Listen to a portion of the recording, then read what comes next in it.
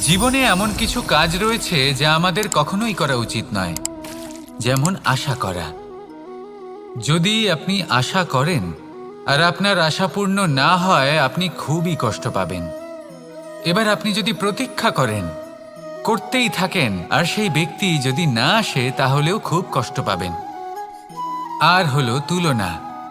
আপনি যদি তুলনা করতে যান, তাহলে এটাই ভাববেন যে হয় আমি বা অন্য কোনো ব্যক্তি, এই দুজনের মধ্যে কোনো এক ব্যক্তি নিকৃষ্ট। আর এই ভাবনাটাই হলো অনুচিত। যদি আমরা কথা বলি সেই সব বিষয়ে যা আমাদের করা উচিত, যেমন পরীক্ষা। এই পরীক্ষা সবসময় আমাদের আরো সফল করে তোলে, আরো শ্রেষ্ঠ করে তোলে, আরো উৎকৃষ্ট করে তোলে। আসন্ন মহাসংগ্রামের জন্য আমাদের প্রস্তুত করে তোলে এই পরীক্ষা। তাই এই পরীক্ষার থেকে কখনোই পালাবেন না, এর সম্মুখীন হন।